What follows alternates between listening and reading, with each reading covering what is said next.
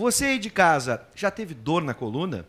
Movimentos de forma inadequada, exercício com muito peso e até mesmo a postura ao sentar podem trazer problemas. Para falar sobre isso, está conosco o terapeuta manual Charles Cabral. Boa noite, seja bem-vindo. Eu estou certo aqui, Charles? Boa noite, Vives, Perdigão. Muito obrigado pelo convite. Sim. Uma situação a ser considerada quando na posição sentada é a dúvida: 90 graus ou 120? E aí a gente fala que depende. Se a gente tem dores nas costas por situações compressivas, nosso peso e excesso de peso e muito tempo na mesma posição, piora. Se a gente fica em 120 graus, uma posição mais confortável, mais relaxada. A posição do sofá, né? Também não muito tempo, né? Pode até promover, inclusive, alívio, enfim, é uma situação favorável. Depende da patologia. Não existe uma regra geral. Cada caso é um caso. Tem pessoas que têm problemas de ficar muito tempo em pé. Eu fico uma hora aqui de pé. Tem pessoas que têm problema caminhando muito tempo, sentados, quando acordam. Cada caso é um caso. Ele reclama, fica eu reclamo, em pé. Eu sou reclamão. Porque eu fico no cafezinho lá na Mix FM e fico em pé também para fazer o programa. Sim, deve ter dor nas costas, né? Sabe que não. Sabe por quê? Pela redução do peso. Emagreci um pouquinho, já melhorou bastante. Agora, isso ajuda. O pessoal de casa está pensando, eu fico uma hora no ônibus para ir para casa de pé e tudo mais. Se você tiver alguma pergunta ou quiser participar aqui do programa, pode ligar agora no 3477-9105. Vai falar aqui, né? Não perca tempo, né? Porque a gente já está quase no final do programa. E pode fazer sua pergunta aqui para o Charles, ele vai auxiliar, né, Charles? Agora o colchão, Charles. O Bives falou de ficar de pé, ficar sentado. E quem fica dormindo muito tempo? Pode ter dor nas costas também, né? Existe desejável uma posição no colchão, né? Mas é difícil a gente passar a noite inteira na mesma posição, etc. Né? O mais importante, quando a gente tem um desarranjo de disco, alguma situação, um episódio de dores nas costas, é a saída do colchão. A saída a gente deve virar de lado, sentar e sair rapidamente, sem gestos bruscos, assim, né? Porque a gente passa 8 horas... 7, 8, né, dormindo, e aí o disco ele se reidrata. E aí ele cresce, ele volta a ter o tamanho que ele tinha antes do dano, né? E aí ele começa a pegar algumas terminações nervosas, alguma situação que promovem dor. Mas ao longo do dia, a gente vai melhorar.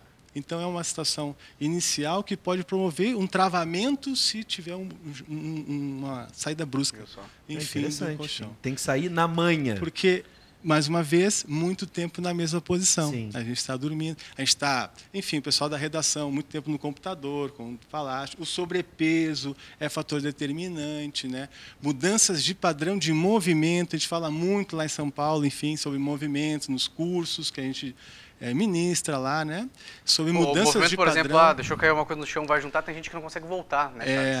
É o padrão de flexão, né? Sim. E aí, às vezes, uma limitação da cadeia posterior, a gente não consegue entrar na posição e fica toda a carga na coluna.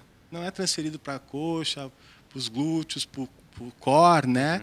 Que é o abdômen, enfim, né? Que é o que promove o controle motor.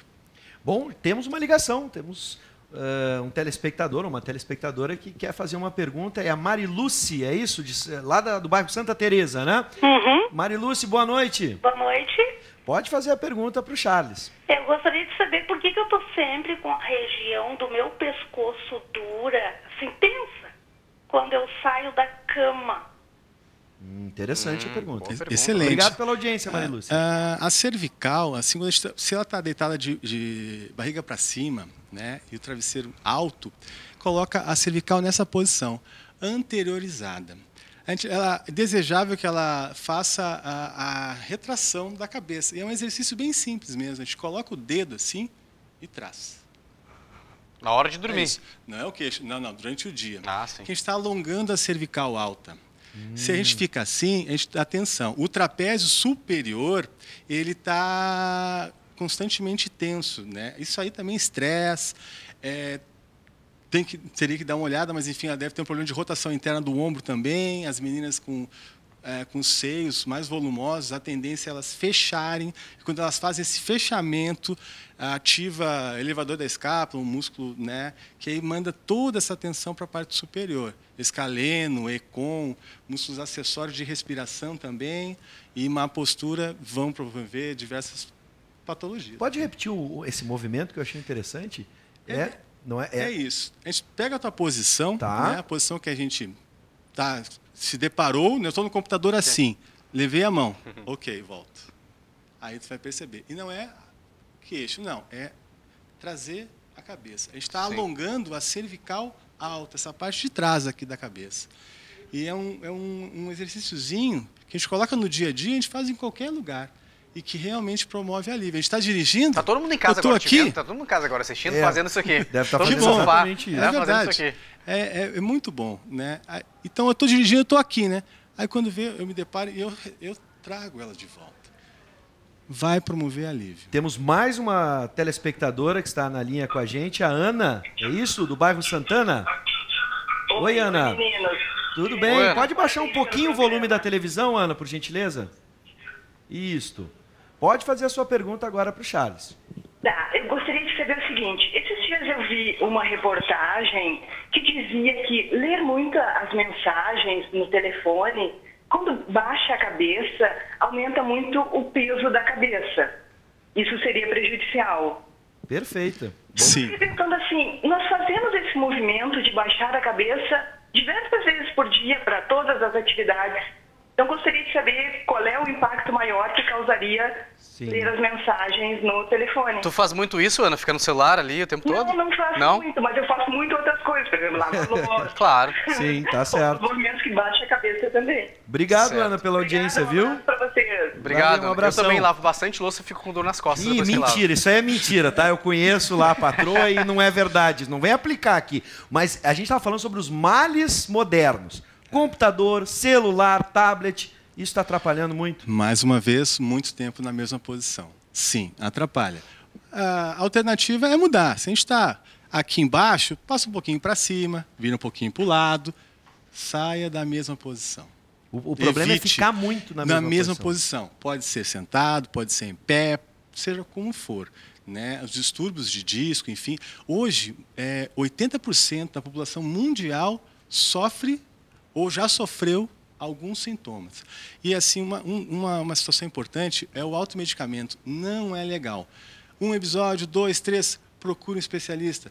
Veja se não é na academia, se não é um overuso. Muito comum. A gente vem recebendo assim, pacientes lá na clínica de 26 anos, 27 anos. O que desejável era a partir dos 33, 34. Então, é a dica. Né? Fica a dica assim, que cuide melhor da máquina que Deus nos deu, assim, que a gente ainda não aprendeu.